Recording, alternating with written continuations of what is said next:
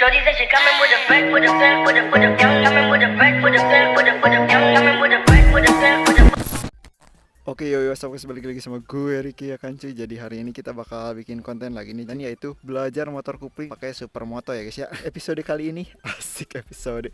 Video kali ini kita bakal bikin kontennya itu 5 kesalahan dalam belajar motor KLX yang bikin motor itu mati gitu cuy. Ini backlight nggak ya? Ini tuh cerah coy, 4K ya.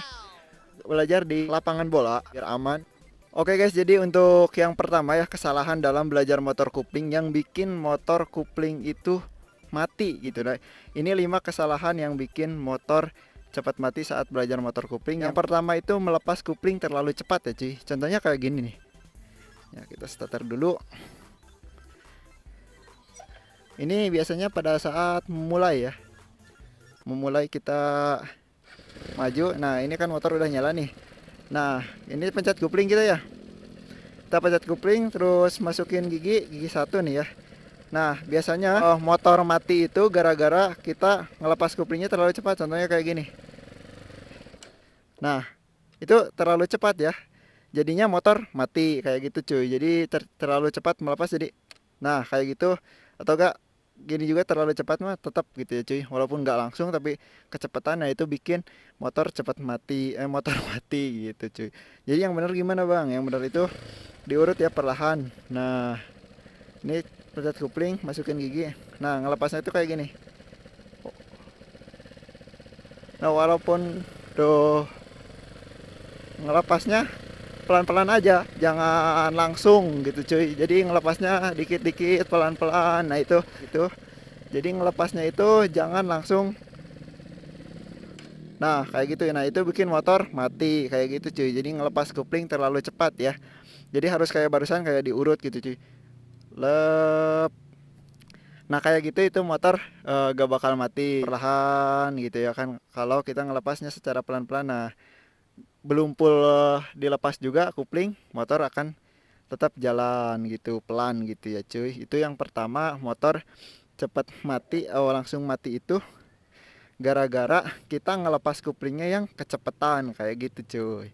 Terus untuk yang kedua itu posisi transmisi di gigi tinggi ya. Di transmisi yang tinggi itu bikin motor mati karena motor itu kan berat ya, butuh tenaga ya besar untuk memulai saat kita mau maju. Nah kalau kita berada di posisi gigi 3, 4 ataupun 5 bahkan ya, nah itu motor nggak bakal kuat gitu cuy, akan berat dan mati. Contohnya gimana bang? Kayak gini cuy. Ini gue contohin masukin gigi 1 ya, terus 2, 3, 4 nih, 4 lah ya, jangan 5.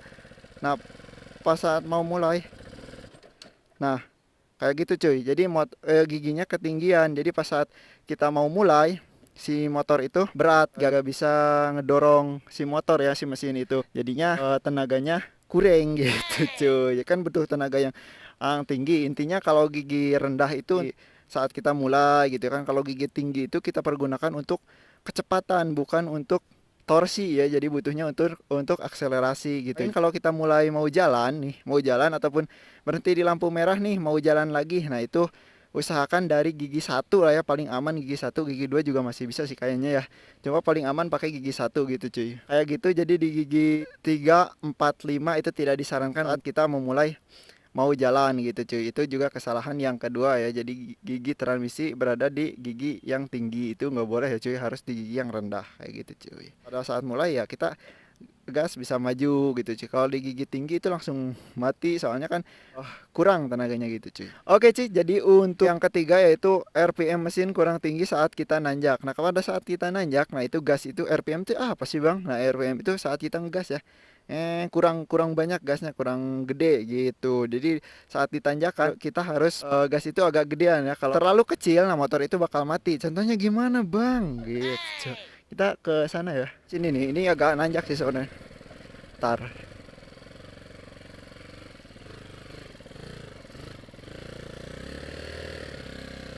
Nah ini agak nanjak nih.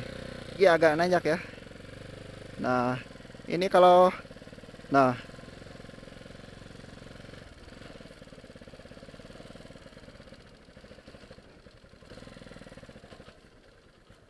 Nah, ini gara-gara si mesin itu kurang gas ya, jadi gasnya kurang gede. Jadi diusahain kalau ditanjak di jalanan agak menanjak itu si motor itu gasnya agak gede aja, jangan kecil-kecil banget gitu ya kan. Bahkan nggak digas itu jangan sampai guys. Jadi itu yang bikin motor mati, kurangnya gas. Ini tanjakannya masih aman ya, masih biasa aja gitu cuy, nggak terlalu tinggi, jadinya masih agak aman. Cuma kalau kita agak nanjak lagi, nah itu bikin si motor itu gak naik malah mati gitu cuy. Jadi kalau di tanjakan kita gas juga gede, nah, kalau kita gasnya terlalu kecil nih ya, gara-gara enakan gitu pakai gas kecil, nah itu bikin si motor tuh mati gitu cuy, gara-gara kurang torsinya, gasnya kurang gitu cuy ya. Si motor kurang gas saat ditanjakan itu berpengaruh dan motor bakal mati. Jadi setengah kupling aja kalau seumpamanya ditanjakan ngikutin mobil gitu, nah giginya di gigi rendah gitu cuy. Nah, untuk yang keempat sebenarnya nggak berhubungan dengan cara kita pakai motornya ya, ini ada di setelan sih. Untuk yang keempat ada di setelan, jadi si kupling terlalu dekat ya, jadi kita bisa atur di sini. Nah, ataupun biasanya motor-motor yang mode sekarang kalau handle-nya udah ganti, di sini ada kayak buat muter-muter gitu. Kalau ini nggak ada ya, karena ini motor cross, motor cross jarang sih biasanya. Ke sini nih, kita punya ke sini. Nah, ini makin makin makin dekat nih. Nah, ya. Ini terlalu dekat. Nah, kayak gini dia. Ini udah, nah, nanti motor pas dilepas ini juga dilepas segini juga kan motor udah mati gitu, karena si kuplingnya terlalu dekat. Jadi jangan terlalu dekat setelannya. Kalau nggak bisa ke bengkel aja bang, setelan kuplingnya dijauhin gitu. Jadi kalau jauh itu tandanya gimana bang? Kalau jauh itu jadi pas kita tarik kuplingnya ya udah agak berat dari sini nih, udah agak kerasa nih di sini. Kalau setelan dekat itu baru segini udah nyampe gitu. Kayak gitu cuy bedanya ya. Jadi setelan kupling harus jauh. Soalnya kan kenapa kalau setelan kupling kita dekat, nah pada saat kita mau jalan baru kita juga ngelepas dikit, ternyata si kuplingnya udah habis gitu kan, karena terlalu dekat.